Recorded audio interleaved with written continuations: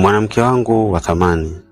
Hebu mtazame Gift Stanford, mwanamke ambaye nchi nzima inamfahamu kama Gigy Money. Kwa miaka mingi jina lake lilikuwa ni nembo ya skendo, picha za nusu uchi, vurugu za mtandaoni na machozi ya mahusiano yaliyovunjika mbele ya kamera. Alionekana kama mwanamke aliyepotea kabisa, mwanamke ambaye jamii imeshaweka kuwa hafai. Lakini hivi karibuni Tanzania nzima ilisimama. Gigy Money amevaa shela safi la hariri nyeupe. Amepiga magoti, amebadili dini, ameachana na jina la Gigy na sasa anaitwa Rawya. Nataka kuslimu, lazima nimjue Mungu. Pia mimi upande wa imani kidogo hafifu. Sio kwenye Uislamu wala Ukristo. Sijabarikiwa kumwona baba yangu, nilikuwa najisi tu mwenyewe Mkristo. Kwenye hisia najua mimi ni Mkristo, ila imani ya mama yangu kidogo iko sana mimi.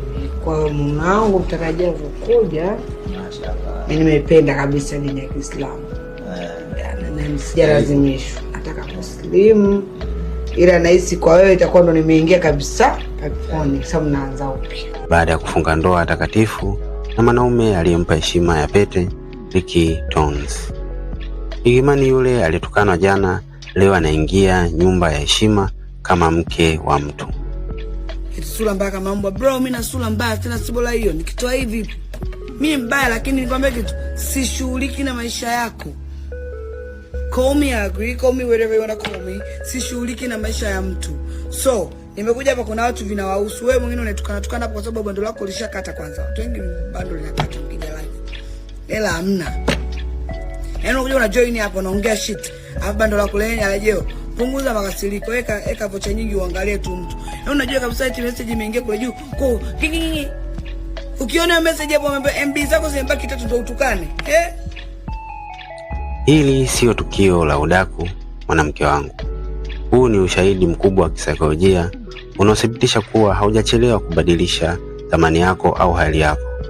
Haijalishi umepitia wangapi, haijalishi uliacha alama ngapi huko nyuma, ukiamua kulinda amani ya moyo wako, Mungu anaweza kusafisha njia yako. Ili uelewe uzito wa ndoa ya Rawya na Ricky Tones, lazima kwamba utambue ni wapi Gigy Money alipotoka. Gigy Money anawakilisha kundi la wanawake wanaoitwa The Wounded Rebels. Wanawake waliopata majeraha makubwa ya malezi au mahusiano ya mapema, wakaamua kuvaa silaha ya ukorofi au skendo ili kujilinda wasiumizwe tena. Kumbuka historia yake. Alitoka kwa mbaba mtoto wake Mo J kwa maumivu makali. Bora uzae na mwanaume ambaye ana hela kuliko mwanaume ambaye